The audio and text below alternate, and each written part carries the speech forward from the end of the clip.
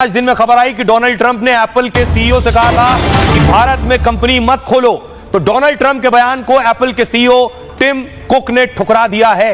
उन्होंने कहा भारत में निवेश के प्लान में कोई बदलाव नहीं होगा। भारत में आईफोन 17 पीआरओ का उत्पादन बढ़ाएंगे। ट्रंप ने एप्पल पर दबाव बनाया था कि भारत में काम शुरू मत करो, अपनी कंपनी मत लगाओ, लेकिन अब एप्पल ने उनकी बात को ठुकरा दिया है। अब एक बात और साफ है कि डोनाल्ड ट्रंप ने साफ कर दिया कि मध्यस्थता उन्होंने नहीं की, लेकिन अब वो लोग, वो चेहरे सामने आ चुके हैं जो दरअसल भारत और पाकिस्तान के बीच लड़ाई में हथियारों की सप्लाई पाकिस्तान को कर रहे थे, एर्दोगन। तस्वीर साफ हो गई है। अब तुर्की का जो विरोध है भारत में वो और बढ़ गया है। तस्वीर अगली दिखाऊं। आज खुद लखनऊ में प्रोटेस्ट हुआ, तुर्की के खिलाफ प्रदर्शन हुआ। अगली तस्वीर मैं आपको दिखाऊं, यह है सेलेबी। दरअसल भारत ने कुछ एयरपोर्ट्स की जिम्मेदारी तुर्की की कंपनी को दी थी और उससे जुड़ी कुछ जानकारी जो मिली है वो ये कि अब इन कंपनियों पर एक्शन ले लिया है भारत ने।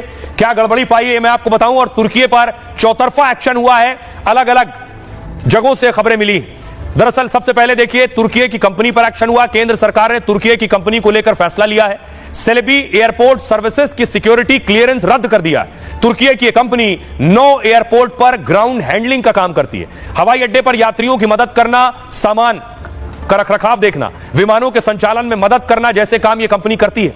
9 एयरपोर्ट्स पर कंपनी सुरक्षा का काम भी देखती है। इनमें दिल्ली, मुंबई, चेन्नई जैसे बड़े हवाई अड्डे शामिल हैं। कंपनी भारत में सालाना 58,000 उड़ानों को मैनेज करती है और जंग में पाकिस्तान का साथ देने पर तुर्की का देश में विरोध हो रहा है, जिसके बाद केंद्र सरकार ने तुर्की की कंपनी पर एक्शन लिया है। दूसरा एक्शन, सिने वर्कर्स एसोसिएशन की अपील है। तुर्की के कलाकारों का वीजा रद्द करने की मांग की गई है। कलाकार या डायरेक्टर तुर्की में फिल्म की शूटिंग ना करें, अजरबैजान में भी फिल्म या सीरियल की शूटिंग ना करें।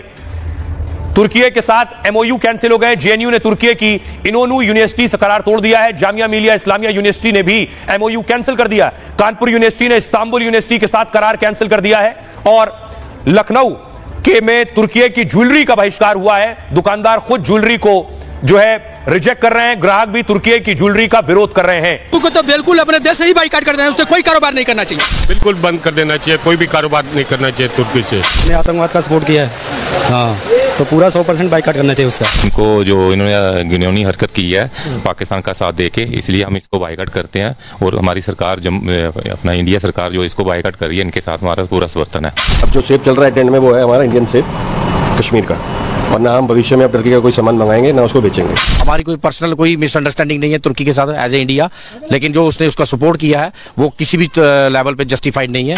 जब 8 मई 7 तारीख को जब ये हुआ, टर्की ने हिंदुस्तान के प्रति गद्दारी दिखाई तो हमने उतरवा दिया पूरा माल। अब हम कश्मीरी बेच रहे हैं। तुर्की से नहीं, हर उस देश से करना चाहते हैं जो किसी देश के लिए षड्यंत्र रचता है और जिसी देश के लिए घातक होता है। ये मांग की है कि इनका एग्रीमेंट आप रद्द करो, क्योंकि टर्की पैसा मुंबई में कमाती है और पाकिस्तान को मदद करती है। ये हम चलने देंगे नहीं।